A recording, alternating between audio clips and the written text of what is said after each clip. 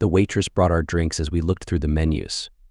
I ordered an old-fashioned and my wife, Jill, got a martini.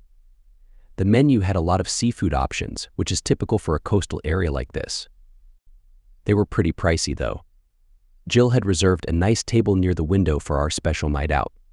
We had a beautiful view of the boggy bayou. The bayou flows into Choctawhatchee Bay in the Niceville area, where we have a comfortable house.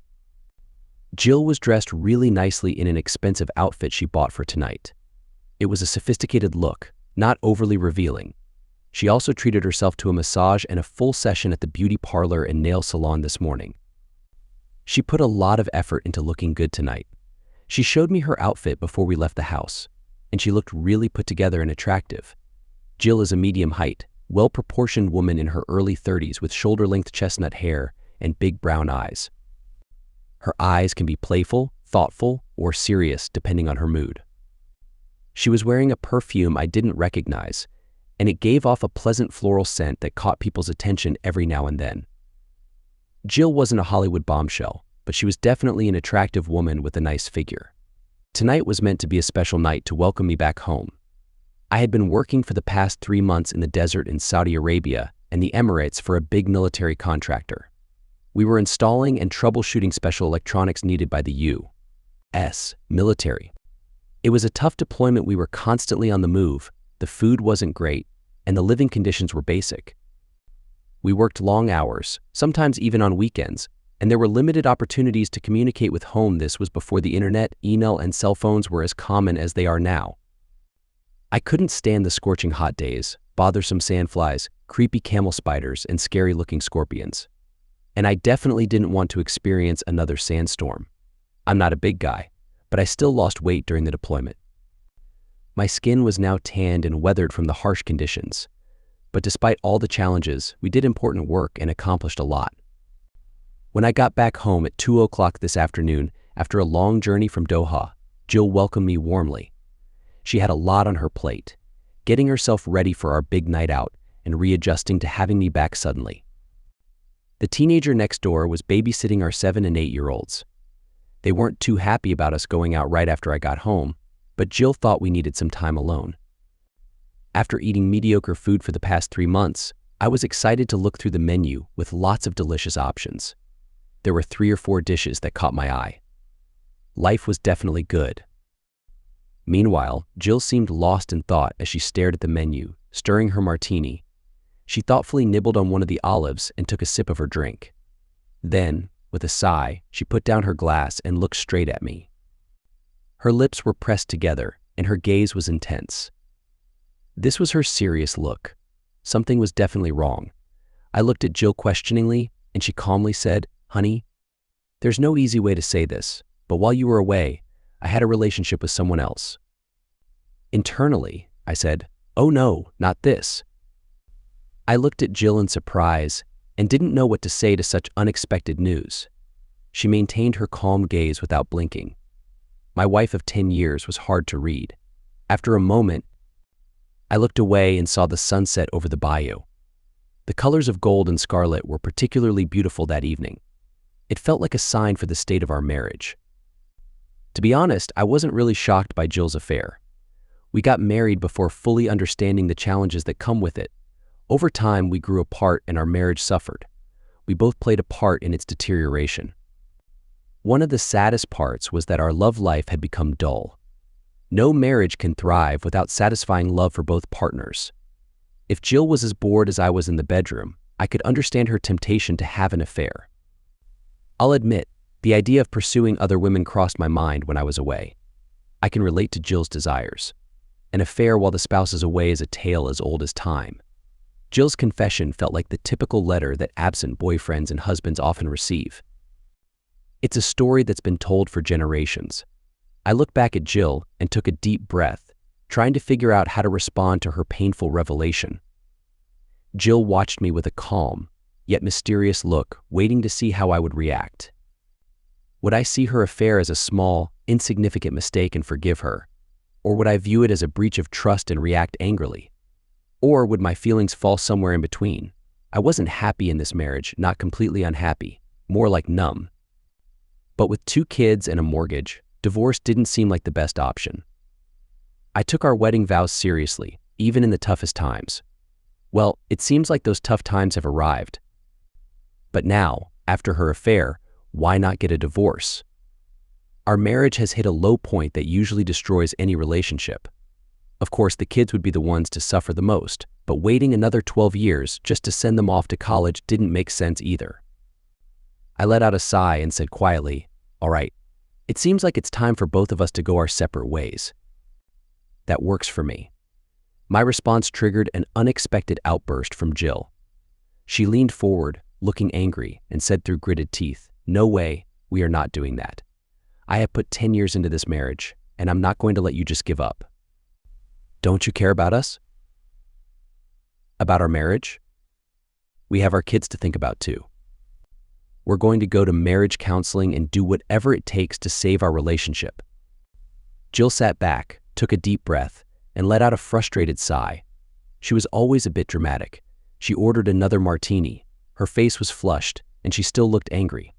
In a tense voice, she continued, "I checked with other wives. Your company offers free mental health programs for employees and their families, including top marriage counseling services in this area. Call them tomorrow and set up an appointment. It won't cost you anything." I shrugged and replied irritably, "Fine. Let's do it for the sake of our kids." "Now, who is the person you had a relationship with, and when and how many times did it happen?" Jill's cheeks turned red with anger as she snapped, "Don't you dare talk to me like that."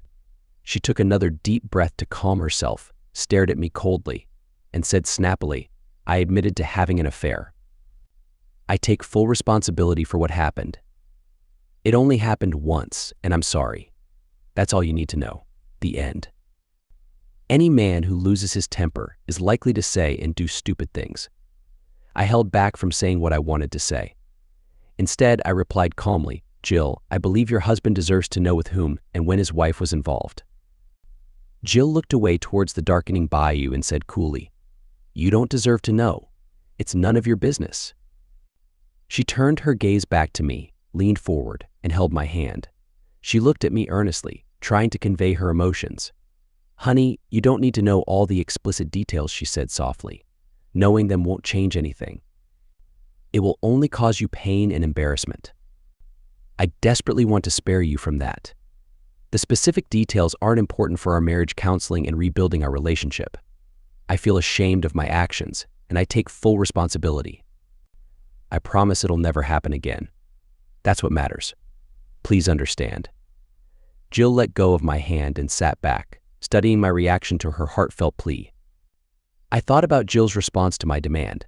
It seemed like she had planned her statement well in advance, even before I came back home. Since she didn't confess a name, I could probably assume it was someone I knew, maybe even from work since we often socialize with colleagues. I shook my head in frustration. Great. Being cheated on by your wife in front of friends and coworkers. In these situations, the husband is usually the last to know about their wives' affairs, while everyone else in town seems to be aware and gossiping. Something fishy is definitely going on. Well, I said quietly, at the very least your husband deserves an explanation. Jill finished her martini in one big gulp and asked for another. After a deep sigh, she shifted her attention back to me. She looked at me with empathy and said gently, "Listen, honey, I had an affair because our intimate life has become boring and predictable. We need to work on that, and we will." My wife paused for a moment, and then continued in a straightforward tone. "To be honest, I just wanted a passionate and exciting time. You're good-looking, a great guy, a provider, and a loving father. You have all those qualities that make you a good man. But life is passing me by. I'm 32 with 2 kids. I hear stories on TV and radio about women who are having amazing, mind-blowing time. I'm frustrated because I'm not experiencing that. Some of my friends brag about their steamy lives and say I just need to spice things up." Jill gave a playful smile and nudged me on the arm, saying, "Come on, everyone is doing it these days. Times have changed. My mistake was nothing personal. It was just a physical connection, like an exercise class at the gym. It doesn't mean anything for our marriage, and it was only one time." I thought to myself, she's really defending it a lot for just one time. I felt inadequate, and I have to admit, Jill wasn't exactly inspiring either. It takes two to have a good intimate connection. The difference is, I never considered cheating on her.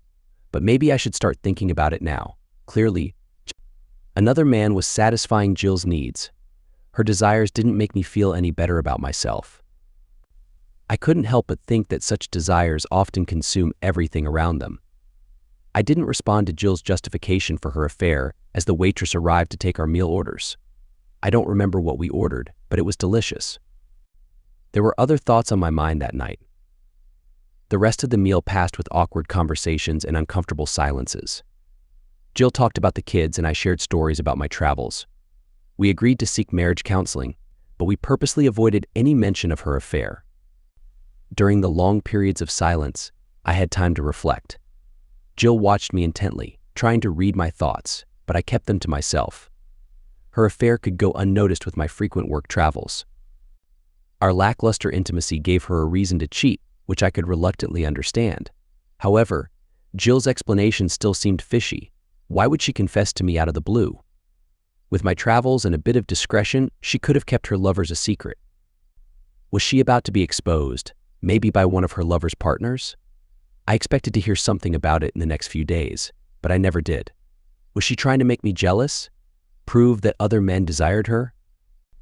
Maybe get some of the attention I put into work back to our relationship. It's possible, but it seemed more like a plot from a romance novel than real life. Ironically, the idea of her affair had a slightly erotic appeal. She was showing some passion I failed to appreciate. Jill was not the guilty, confessing type. After 10 years of marriage, I knew she was self-interested and had a talent for making excuses. She would never open up to me because of guilt. We lived a comfortable life, financially. Jill chose not to work, but she had the freedom to do so if she wanted. Instead, she filled her days with yoga, exercise, shopping, and spending time with friends. She confessed her affair, risking her lifestyle, which didn't make sense. Jill had a group of girlfriends, and they would go out together occasionally. There's nothing wrong with women having a girls' night out, but there are always temptations lurking. I also wondered why she insisted it was only one encounter. If I had enjoyed what Jill called passionate intimacy on the side, I wouldn't stop after just one time.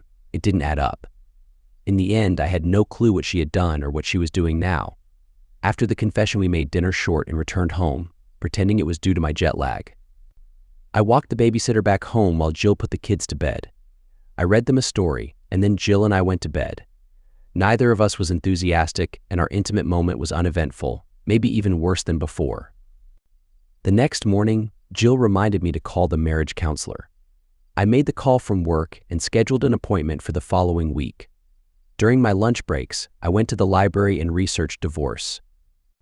Infidelity seemed to be the most common reason couples split up. Jill and I were going down the same path as many others. Couples on that path often end in divorce, reconciliation, or tragedy. In our area, divorces were usually no fault with joint custody.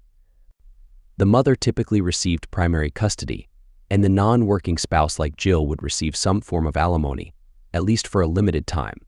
If one filed for divorce because of adultery, things got more complicated. The court often denied the cheating spouse alimony and sometimes divided the property in favor of the wronged spouse. However, as I dug deeper, I found that Jill may have outsmarted me legally. She confessed her affair, we agreed to counseling, and then we had intimacy. The court might consider this as reconciliation, and that I forgave her. So, I couldn't file for divorce based on her adultery. Could Jill be that cunning? It seemed unlikely. So my options were reconciliation, an expensive no-fault divorce with long-term alimony, or something I couldn't even consider. I had to take each option into account, especially with the death penalty possibility in our state. The marriage counselor the next Wednesday, we met with the marriage counselor, Dan. We filled out some forms and shared some background information about our marriage. Dan made small talk and explained the purpose of marriage counseling. Finally, he leaned forward and asked, "So why do you think you're here?" Jill glanced at me before speaking. While Tom was away, I made a mistake. I had an affair. It only happened once, and it was a huge error on my part. I want to save our marriage. I take full responsibility and apologize for what I did.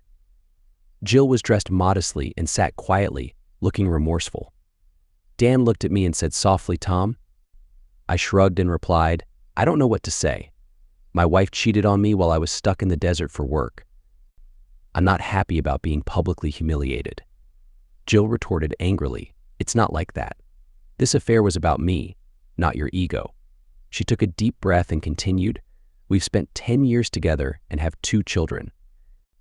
We both want to fix our marriage and not let my mistake ruin everything. She emphasized the both. Dan continued to ask questions about the affair, but Jill remained guarded. He then shifted to questions about the children, my work, and our shared interests. Finally, Dan nodded wisely, well, I think I understand what we're dealing with. Folks, this is just a get-to-know-one-another meeting, and our 45 minutes are almost up today. The real work begins next time. Jill, your infidelity is definitely the main issue here. Next Wednesday, I want you to come here alone to talk about your affair with me. You must be completely honest and open. I am professionally bound not to reveal anything that you tell me, not even to Tom, until you give me permission. Tom, I will meet with you the following Wednesday. I want you to be prepared to discuss your true feelings about your wife's affair. The same promise of confidentiality applies to you. In the 3rd week, we will all meet together and see if we can openly and honestly understand what Jill's affair means to each of you as individuals and as a married couple. We dutifully had our separate meetings with Dan in the following weeks and gathered 3 weeks later for our first group meeting. After we all took a seat, Dan looked at me and said, Okay, Tom, why don't you start and tell us why you think Jill had an affair with another man? Well, great. I get to share my hurt feelings and injured pride in front of my unfaithful wife and this counselor who thinks he knows everything. I took a deep breath and replied, okay, basically, our intimate life is not satisfying. And as the old saying goes, I am not bringing her the happiness she desires in that area, so she went looking for someone who could fulfill her needs. Dan turned to Jill. Do you have any comment on Tom's observation? Jill nodded thoughtfully as I gave my answer.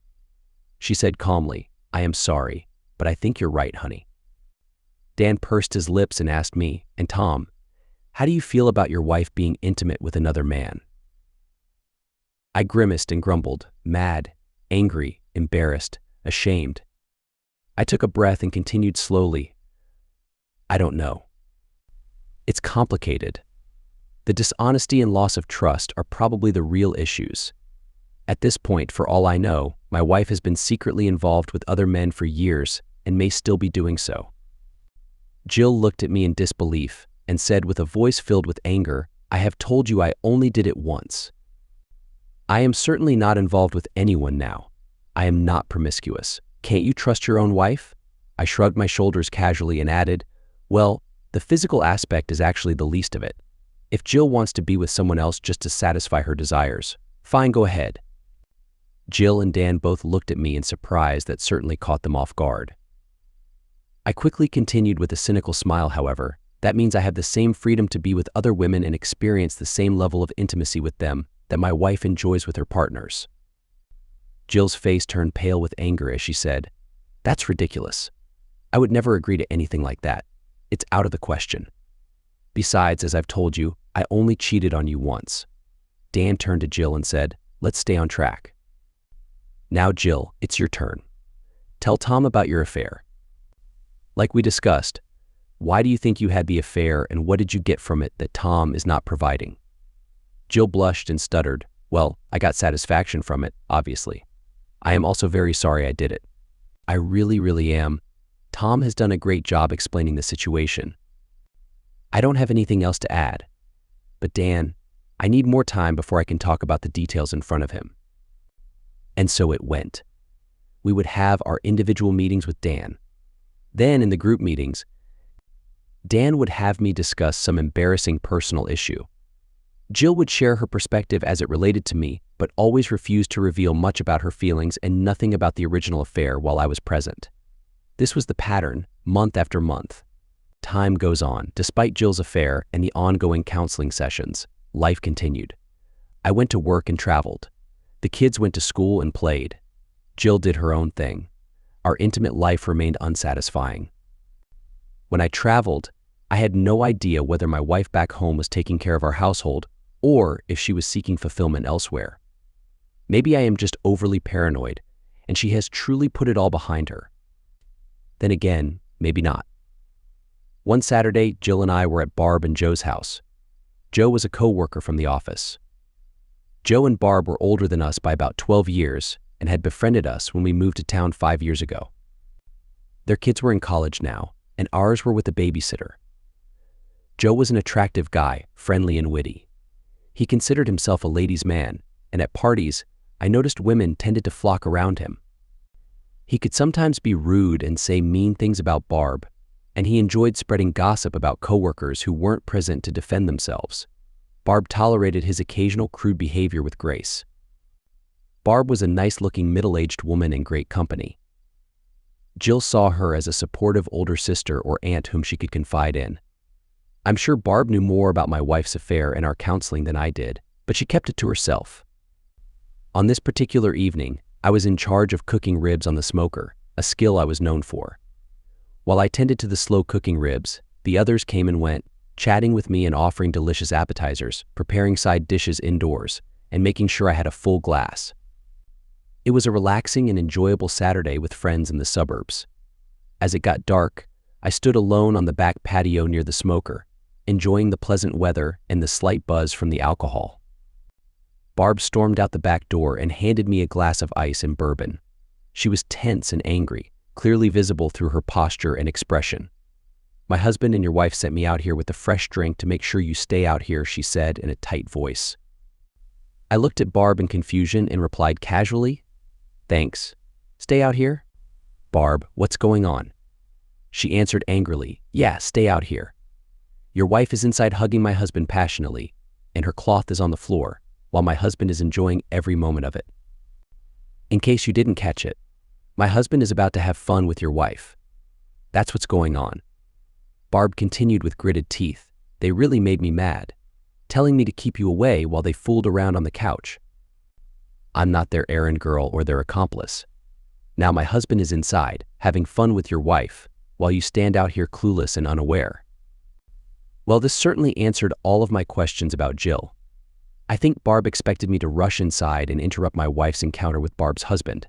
But from my perspective, why bother? Instead, I hugged Barb. Her eyes widened in surprise. Then, I felt her smile. Our hug became passionate, and she eagerly responded with joy. However, time was of the essence since our spouses were just a few steps away inside, and they could appear at any moment after they finished their own activities. She was ready and pushed back with excitement, urging me, come on, get close to me." We got close to each other. I heard the door from the house open slightly and caught Jill and Joe's voices. I pulled up my dress quickly. Barb adjusted her dress and stepped away to provide cover for us moments before. Jill and Joe stepped onto the patio, laughing. Jill had a smug smile, and Joe looked very satisfied. Apparently, Jill enjoyed the thrill of cheating on me right under my nose. Joe found it amusing to sleep with my wife when I was so close by. Jill teased with a happy laugh, "Tom, Barb, what are you two up to out here all alone?" "Joe, I think we better keep an eye on this pair." Jill laughed and continued, "I worked up quite an appetite this afternoon and I'm starving. I hope the ribs are ready. I could eat a lot." Barb's eyes widened in horror. I followed her gaze to the clothes she had forgotten on the ground. I casually dropped a cooking mitt and, as I bent to pick it up, discreetly took the clothes and slipped them into my pocket. I replied to Jill ironically, "Oh, there's been some excitement here tonight. You just missed it. I believe we can eat now." Barb smiled at me and winked conspiratorially, saying, "Then I'll get the rest of the food on the table." She went inside to finish setting up, likely changing into a fresh pair of clothes. A plan for Freedom Barb's sister and her husband had a cabin by a nearby lake in the woods. They only used the cabin on weekends, so it was vacant during the week. Barb got a key from her sister for our private meetings during weekdays. At least once a week, sometimes more, I met Barb at the cabin for good times. Barb was completely open, filled with desire, and skilled. I experienced much better time with Barb than I ever had with Jill. I no longer cared who my wife was sleeping with, they could have her. During multiple conversations after special moments, I learned that Barb and Joe convinced my wife to join them in a trio about a month after we moved to this town. Barb wasn't perfect and happily participated in the fun and games.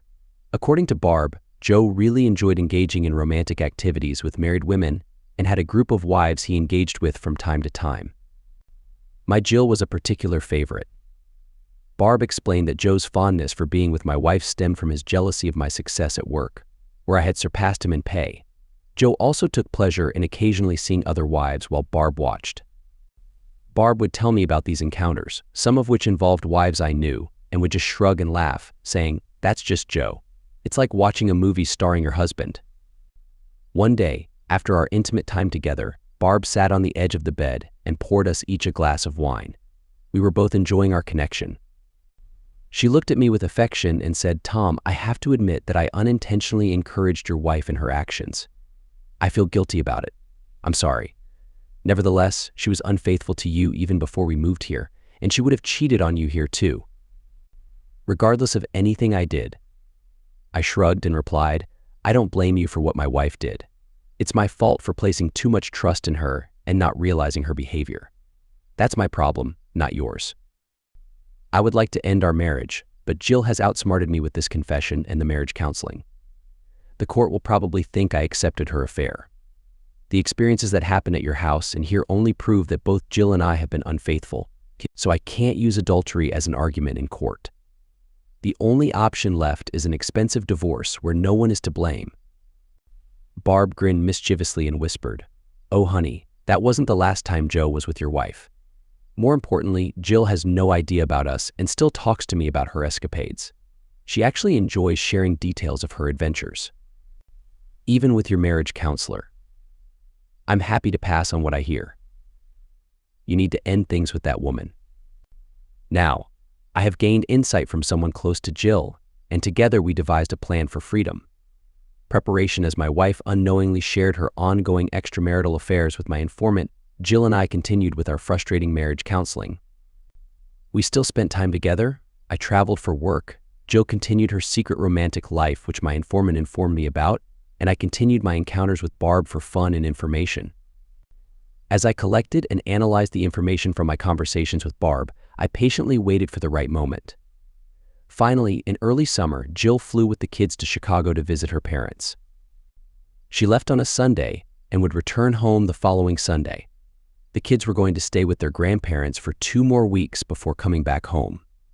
On the Monday after Jill left, I made arrangements for our house to be put up for sale at a competitive price the following Monday. Then I took care of financial matters that needed to be organized and had a new will and power of attorney drawn up. I had been in discussions with a lawyer for a month prior, and on Monday afternoon, I collected the draft of the divorce agreement we had been working on. I was supposed to review it and provide any final comments or questions by midweek. He would have the completed final agreement ready for me to pick up by Friday afternoon.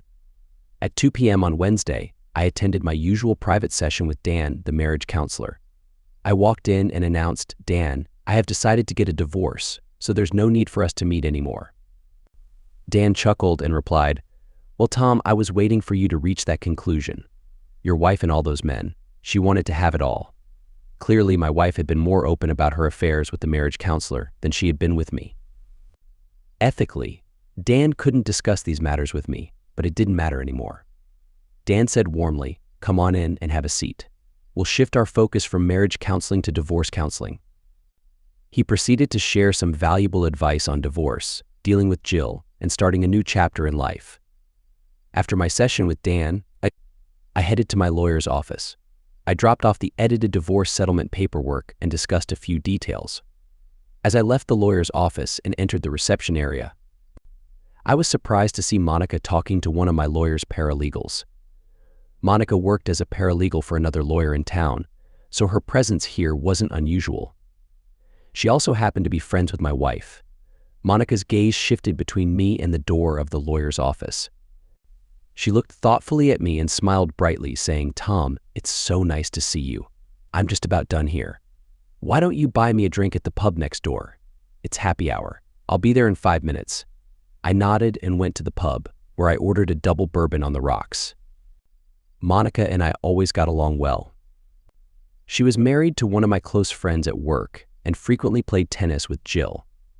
She was part of the group of women who sometimes went out together. However, I didn't know her very well and wasn't sure if she knew about Jill's affairs or the marriage counseling. I chuckled to myself, thinking, silly me, women confide in each other so much. Monica probably knows more about Jill's affairs and the marriage counseling than I do. Heck, everyone in their group probably knows. All the women probably told their husbands. I guess everyone in town knew about Jill's infidelity except for me. A few minutes later, Monica entered the pub and ordered a glass of white wine. She suggested we move to a table in the back for privacy. Once we were seated, Monica took a sip of her wine and looked at me intently. She asked in a low, non-judgmental voice, "So Tom, are you going to get a divorce from Jill?" She had clearly put the pieces together. I responded cautiously and somewhat stiffly, "Yes, I am. I have my reasons." Monica nodded thoughtfully and said quietly, "Yes, Tom, I understand. You have very valid reasons." She chuckled and said, "Well, Tom, your wife has been quite generous with her affections. She should receive an award for boosting morale amongst the soldiers stationed here on the coast." Monica winked and whispered, "But that doesn't mean she doesn't have other affairs with tourists and local men to complement all those guys." Monica became serious again and added gravely, "Listen, Tom, don't try to be a hero. Don't try to save your adulterous wife like Jose did in the Bible. Just get a divorce from Jill and move on." "Does she know?" I shook my head and replied, "No, I'll pick her up from the airport on Sunday night and tell her then." I don't know why, but I shared my feelings and divorce plans with Monica as we sipped our drinks. She seemed like someone I could trust, and she was a good listener. I guess I needed someone like her at that moment. Monica listened sympathetically to everything I said. When I finished, she reached over and patted my hand, saying earnestly, "You're well prepared and in good hands with your lawyer. I don't want to get involved, but remember, if I'm summoned to testify in court, I'll tell the truth. I can and will testify that on 2 occasions in the past 4 months, I saw your wife leaving the bar we were at to go to a motel room with another man." She grinned and explained, "I happened to be going to the restroom and saw them through the window in the lobby. The motel is conveniently located next to our favorite bar. It's not unheard of for your wife to disappear for an hour or so with men she meets on the dance floor." She shrugged and said quietly, "Tom, if Jill pushes you to go to court, I believe at least 2 of the other women will testify to her infidelity. The rest probably won't want to get involved and conveniently forget. A couple might even lie to protect Jill." I looked at her curiously and asked, "Monica, why would Jill's friends testify against her? What's going on?" Monica smiled ruefully and quietly said, "Some of us don't approve of the way your wife behaves. The others are faithful to our husbands well, maybe a few exceptions, but they're more discreet than your wife. Most of us respect and love our husbands. We despise how she treats you. You're a genuinely kind guy, and there aren't many men like you around these days." Monica finished her wine and laughed, saying, "Now, I have to get back home to my husband." She stood up, paused, and gave me a warm hug. Then, she looked at me with serious eyes and said earnestly, "Tom, your wife is manipulative. Don't let her change your mind. Get a divorce. Do you hear me?" After receiving Monica's wise advice, she left the bar, proving that true friends come to our aid when we least expect it and need it the most. I sipped my drink and considered my next steps. I had a plan to make Jill agree to the divorce, and if she decided to fight it, I had evidence that could expose her in court. I was prepared and ready. Plan in action. On Sunday night, I met Jill at the airport. She seemed happy and talked cheerfully about her time with her parents and the activities she did with the kids. I quietly picked up her bag and put it in the trunk of the car with little comment. As we drove back home to Niceville, I steered the conversation towards the important topic. "Jill, I don't see any point in beating around the bush. I am going to file for a divorce," I calmly informed her. Her immediate reaction was shock and disbelief. "What? What did you just say? Are you out of your mind?" "I am going to file for a divorce this week," I repeated. Jill's voice was filled with panic as she exclaimed, "Why? On what grounds?" I replied calmly, "Infidelity." Jill seemed to relax slightly, and her voice took on a soothing tone. "Oh, darling, that happened months ago. I told you about my affair, and we have been going to marriage counseling because of it. You accepted me back. There are no legal grounds for divorcing me over infidelity anymore. What's wrong, baby? Let's discuss it with Dan, the marriage counselor. We can work through this." That answered my question about whether Jill knew that her previous affair would not be held against her in court. She was more cunning than I expected. Keeping my voice steady and non-judgmental, I responded, "I'm referring to your recent indiscretions since you confessed to me. And by the way, your confession should have been plural." Now she was angry, really angry. Plural. Recent indiscretions. What on earth are you talking about?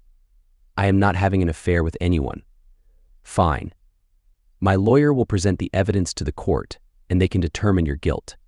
But you are undeniably guilty of infidelity. Don't forget that you, your lovers, friends, and witnesses will have to testify under oath and face perjury charges if you lie, I informed her. In frustration, Jill slapped my shoulder and shouted, "You can't accuse me of infidelity and then deny me a chance to defend myself. Who do you think I am having an affair with?" I simply shrugged and replied, "One example is enough for now. I won't bother you with the others at the moment." In a calm tone, I revealed her actions, saying, "Major Richard Gilbert is a C-130 Air Force Reserve pilot with the 64th Air Reserve Airlift Squadron based in Chicago. He also works as a pilot for Federal Express. He is married with 2 children, one in high school and one in in junior high. You first met and had a relationship with him when he was deployed at Eglin AFB 3 months ago, and during that time, I happened to be overseas in Korea for 2 weeks." Although I couldn't see her face clearly in the darkness of the car, I could tell she was listening attentively. She remained silent, giving me her complete attention. Continuing matter-of-factly, I explained, 3 weeks ago, he had a cargo run from Wright-Patterson AFB to Eglin as part of his reserve duties. He had Thursday night off and would return to Chicago on Friday morning. Unfortunately, I was in town, which made it difficult for you both to meet for your desired rendezvous. You asked me if I could watch the kids that evening, claiming that the girls were going to the movies at the Santa Rosa Mall Cinema and would have dinner and maybe a drink afterwards. You left the house at 4:30, and the kids and I ordered pizza and watched a movie on TV. You went straight to the Hampton Inn, which happens to be next to the Santa Rosa Mall, where you claimed to be watching a movie with the girls. Richard had a room at the motel, and you joined him around 5 o'clock. After a few hours, you took a break and went to a nearby steakhouse for dinner. Then you resumed your activities before finally returning home at 2:25 in the morning. I pretended to be asleep but noted the time you came back to bed. Most of this information had been shared with me by Barb during pillow talk after our own affair at the cabin. The rest I had pieced together myself. A bitter chuckle escaped me as I added, "I'm sure you and Richard continued your affair while you were visiting your parents in Chicago last week. But I didn't bother investigating that part. I have enough evidence to file for divorce based on your infidelity." Silence filled the car, interrupted only by the sound of the rain and the swishing of the windshield wipers. Then, I heard a choked sob followed by desperate crying. Jill didn't say a word, she just sobbed uncontrollably. Tears are a powerful tool that women use to disarm men. It instinctively makes us want to fix things. But it was too late for sentiment now. We parked in the garage, and I picked up Jill's suitcase. As we entered the house, I motioned for her to sit at the kitchen table. I had already made coffee before leaving for the airport, so I poured us each a cup and sat across from Jill. In front of her was a folder that she eyed with trepidation. She looked pale, and her eyes were red from crying. She whispered, "Please, Tom, don't divorce me. I promise I'll change. Trust me, let's discuss this with our marriage counselor. I'll do better from now on." My wife of 10 years and the mother of my 2 children pleaded with me through tear-filled eyes. "I don't want a divorce. I love you. I'll do anything you ask. Just please don't divorce me." I had thought confronting my wife and seeking revenge for her unfaithfulness and my humiliation would bring me satisfaction. But revenge only brings bitterness for both parties. I also remembered Monica's advice to stay firm, that my mind wouldn't change. I didn't want any harm to come to my wife, I only wanted her out of my life. In a calm voice, I gently said, "In front of you, there's a draft of a no-fault divorce agreement. It lists irreconcilable differences and doesn't mention infidelity. I had decided to negotiate my way out of the marriage, if possible, rather than engage in a bitter court battle. Publicly revealing the details of Jill's affairs in court, for our children to eventually discover, had no benefits. Of course, Jill had no idea that I, too, had been unfaithful with Barb, but I didn't feel the need to disclose that detail. After all, her affair exceeded mine in both number and intensity. I continued, "Take it to a lawyer of your choice. We have an appointment at 1 p.m. on Wednesday at my lawyer's office. Bring your lawyer with you. Either you agree and sign this no-fault agreement then, or on Thursday morning, my lawyer will file for divorce based on your repeated and ongoing infidelity." Jill stared at me in shock, tears streaming down her face. I continued, maintaining the same composed tone, "Your credit cards are canceled, and our joint bank and investment accounts are closed. There's a check for $10,000 in the folder. It's the first installment of our asset division. You'll need it to open a bank account and make deposits. The house will go up for sale tomorrow. The realtor already has a potential buyer and will show the house at 10 a.m. We need to be out of the house by then. It would be a good time for you to see a lawyer or start looking for an apartment." I stood up, picked up her bag, and grabbed my coffee. "I'll put your bag in the master bedroom." "I've already moved my things to the guest room," I quietly told her. Jill would undoubtedly bring more drama, tantrums, tears, and pleas for forgiveness. She would demand higher child support and alimony and express outrage at selling her house. Her comments on my character and manhood would become more disparaging in the days and weeks to come. My lawyer had arranged child support and a 12-month alimony plan that was on the higher side of what the local court typically awarded.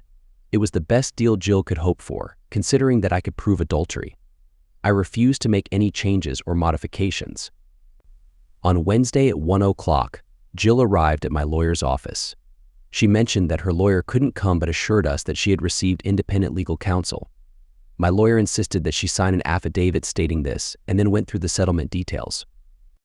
When he finished, Jill didn't say a word, angrily signed the document, glared at me with pure hatred, and stormed out. Barb later filled me in on the fact that Jill's lawyer couldn't represent her officially because they had slept together several times. He also explained that my offer was the best she could hope for since I had evidence of her adultery. Jill paid him for his legal advice with favors on his desk. There would be typical squabbles over property division and other details as the divorce progressed. Within a week, we both moved into apartments, and the house was sold on the first day it went on the market. The divorce would take some months to finalize, but the ordeal was finally over. I had successfully freed myself from my unfaithful wife. Epilogue: on the surface, our divorce seemed peaceful and civilized, but in reality, it was filled with pain, anger, and accusations like many divorces are. We had to keep in touch because of the kids, and that often led to heated arguments. Thankfully, our kids were able to separate their lives between mom and dad's places and grew up to be amazing adults. Some of Jill's friends strongly disliked me and thought I was being unfair. Others, like Monica, understood my perspective and even introduced me to one of her single friends. Most of our acquaintances remained neutral and friendly. Barb and I continued to have a casual relationship for a few months after Jill and I signed the divorce papers. Eventually, Barb advised me to move on and find someone my own age. A couple of years later, Barb divorced Joe and married a man who was completely different from her first husband. I went on a few dates with different women, but I soon found myself drawn to a charming physicist who worked at Eglin AFB. She was younger than me, full of life, and incredibly intelligent. We had previously worked together on a project, and I had always been impressed by her professionalism and beauty. The physicist was happy to explore a relationship with me, and I fell head over heels for her. We got married within a year and later had twins. With both of our successful careers, we were financially comfortable and even became quite wealthy through smart investments. I consider myself lucky to have a loving and intelligent wife like her.